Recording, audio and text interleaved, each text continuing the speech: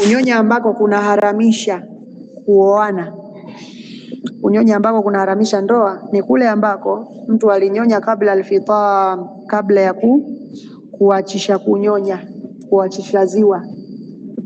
Yani mtoto bado yuko na miaka, kabla ya miaka miwili akanyonya kwa mama fulani, basi hatofaa kumwoa yule mama. Lakini mtu kashaoa, ni mume wake, kwenye hali zao za mambo yao huko ikapelekea kunyonya, alafu tuseme kwamba huyu bwana ni haramu, kwa nini kanyonya? Huna akili we sasa. Hukumu haziendagi hivyo. Hukumu haziendi hivyo kabisa.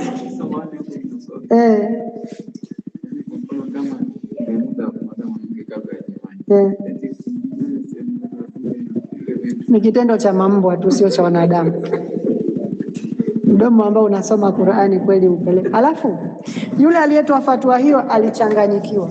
Ukirejea kitabu alichosema, ukienda utakuta maneno kwamba Imamu Abu Hanifa anaulizwa kuhusiana na mtu yamasu farja zawjatihi wa tamassu dhakarahu hal tara fi dhalika bahsa, mwanaume ambaye anagusa, kugusa kwa mkono sehemu ya mkewe na yeye anagusa kwa mkono wake kwa mumewe, je, unaona kuna shida hapo? Akasema la wa arju an yu'adhama fi dhalika la, hapana ubaya wote, bali natarajia malipo yakawa makubwa zaidi kwa hiyo.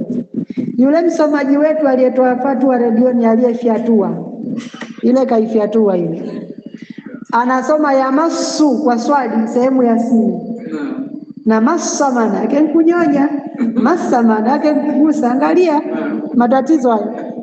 Ameshika kitabu asoma ya masu kwa swadi, sehemu imeandikwa ya masu kwa sini kugusa, yeye asoma masu kunyonya.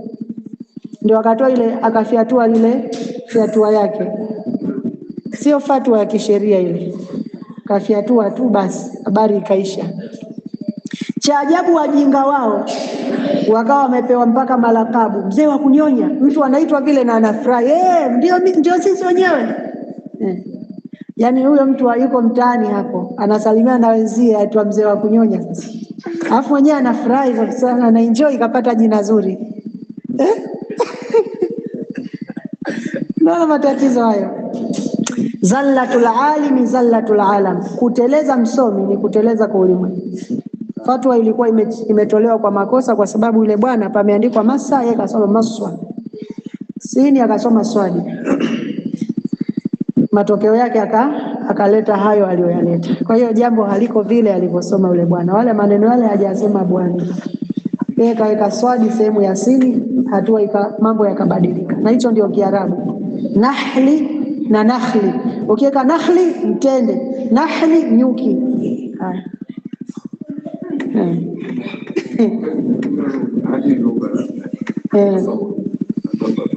Kwa hiyo jambo liko hivyo. Labda aliona vibaya, inawezekana lugha anajua, ila kaona vibaya, na yale matatizo ya kuulizwa maswali ya papo kwa hapo.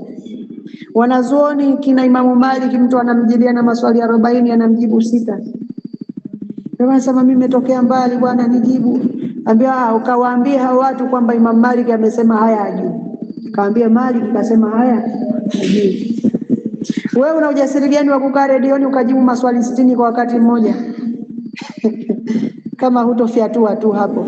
Halafu kifiki pia, kabla ya hapo kiakili tu, wakati ule ambao watu wanataka kuendea lile jambo, kuna vitu vyatoka kabla ya jambo lile, na vile vitu ni najisi kwa ijmaa. Uislamu haujahalalisha kuiweka najisi mdomoni. Wa harrama alaykumul khaba'ith. Kwa lau angesoma tu vizuri Qur'ani, pia asingetoa fyatua ile, fyatua mambo vile. Kwa sababu muda ule kuna kitu ambacho ni najisi chatoka, hakifai kupeleka wapi? Domoni, na hakizuiliki kwa muda ule katika hali kama ile. Kwa ile tu ingetosha kwamba ajue tu kwamba Qur'ani haijatuhalalishia kufanya hivi. Lakini pia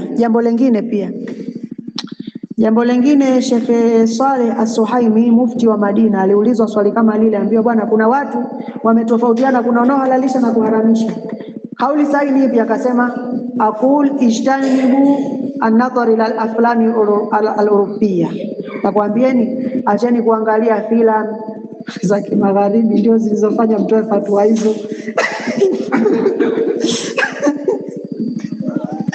Sasa acheni kuangalia hizo kanda, ndio zilizofanya mkatoa fatwa hizo. Waislamu hawajui ujinga huo. Akasema ana aqul hadha ikhtira, ma huwa fatwa. Huyu bwana hajatoa fatwa, karopoka tu, hajatoa fatwa, karopoka, hajatoa fatwa. Fatwa haziwi hivyo. Haya, wa huwa 5 radhaatin fa akthar, na huko kunyonya kunakoharamisha ni minyonyo 5 au zaidi. Fayasiru bihi tiflu wa auladuhu auladan lilmurdhiati wa sahibil labani.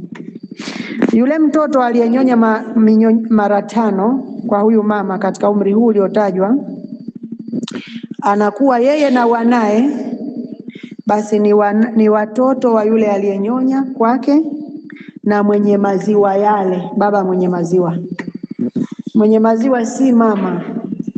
Mwenye maziwa ni yule baba aliyesababisha yakapatikana. Tuko pamoja? Wayantashiru taharimu min jihati almurdhiati wa sahibi labani kantishari nasabi, na uharamu unaenea kwa upande wa yule mnyonyeshaji na yule mwenye maziwa kama kuenea kwa nasaba. Kama kuenea, yahrumu minar radha'i ma yahrumu minan nasabi. Tulisoma hadithi jana, kinakuwa haramu kutokana na kunyonya kinachokuwa haramu kutokana na nini? Nasaba. Wallahu a'lam. Muda wetu wa swala ushafika. We kimu swala.